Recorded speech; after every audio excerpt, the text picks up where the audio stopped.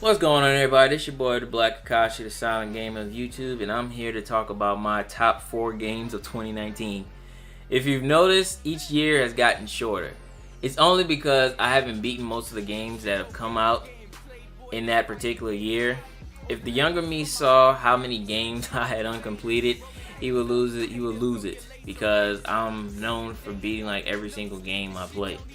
But before we start this short list, leave a like, comment. Let me know what your favorite game of 2019 is. Subscribe. And now without further ado, let's get to it. Number 4. MK11. The newest installment in the bloody franchise. Mortal Kombat ups the ante with each game, delivering gorier fatalities and much more. I think this was the first time where I was actually done with the fatalities in the game. Like, as a fighting fan, I'm heavily disappointed that I didn't put a lot of lab hours into this game. I might get back into the lab with it, you know. I'm a Kung Lao god and a Johnny Cage vet as well, so I'm gonna hop back in the lab eventually. With the past and the future colliding, you must fight to restore the balance that Kailu had ruined. Y'all know who Kailu is, a little bald head nigga, the little bald head kid from the cartoon. That's exactly what the main villain looks like, Kailu. Let's just say the villain of Mortal Kombat 11 is is the mother of Saitama and Kailu, or you just want to be correct, Kailu is Saitama grown up. Anyway, the graphics in this game are great and everything else is top notch. Number 3, Borderlands 3, the highly anticipated sequel to Borderlands 2. Borderlands 3 gave many fans what they wanted. Well, what they wanted was another Borderlands game, so that's what they gave us. And we were waiting for years. We were waiting for this game to come out for many years. Like, that's all we wanted. Like, nigga, just like stop dropping all these bum ass these flops and just give us Borderlands 3 so y'all can get y'all money back. This game introduced a lot of things besides new Vault Hunters. This game was what you would expect from a Borderlands game, showing Destiny and other companies how to do the whole loot and shoot format that many have tried to copy. Now, this is more fun with co-op, but you can still get the job done by yourself. Also, the boss battles in this game are ridiculous. I think this is the first time in a Borderlands game where I actually kind of struggled with the bosses. It was kind of ridiculous, especially the main villains, Dante looking ass.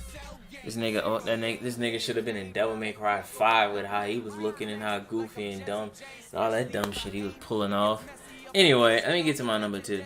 My number 2 is Resident Evil 2. That's funny. I got 3 for Borderlands 3 and 2 for Resident Evil 2. Anyway, the biggest remake in the history of remakes. After skipping out on Resident Evil 7, I had no choice but to give this one a try. This game blew me away completely. From its beautiful graphics and its terrifying gameplay, Resident Evil earned the right to be talked about.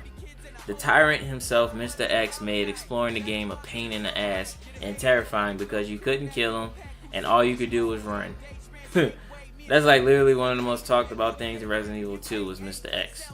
Like, this game is probably one of my favorite games that was modded because people would make Mr. X look like someone else, like from Thomas the Train, Dio from JoJo's Bizarre Adventure, Jason Voorhees, you name it, someone's made a mod of it.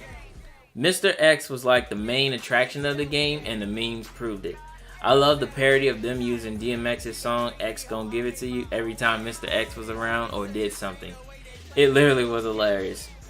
This game delivered the perfect amount of scares and deserved to be nominated for Game of the Year, even though it's a remake.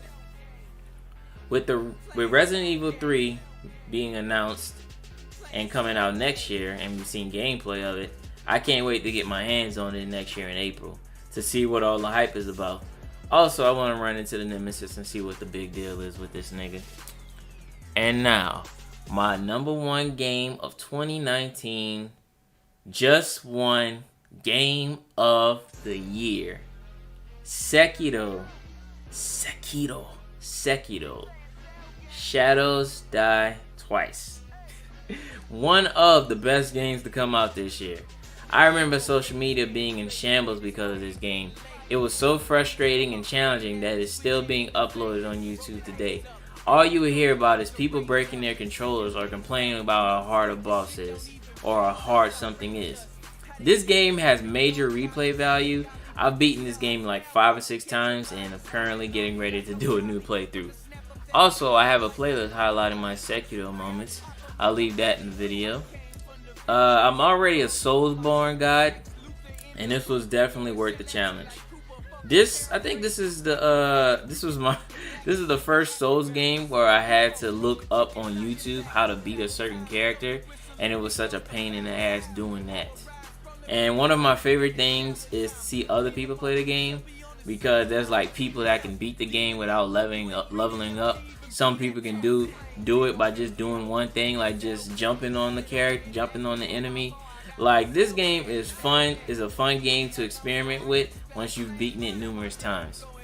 This is probably my second favorite Souls game. It's right next to Bloodborne. That's how much I love this game. Like, I'm not sure, but I think this is the first Souls game to win Game of the Year. Correct me if I'm wrong about that. Hopefully, now that they just won Game of the Year, maybe we'll finally get some Sekiro DLC announced. I'd be surprised if they announced Sekiro 2 long before Bloodborne 2. Thank you for watching the video. Let me know what your favorite game was in 2019. Leave a like, subscribe, Happy New Year's or Merry Christmas, depending on when this video drops, and I'll see you later. Cause you damn so lucky if you best me this shit. I said Caesar, they don't wanna see us in a beamer. I said you don't make the rules.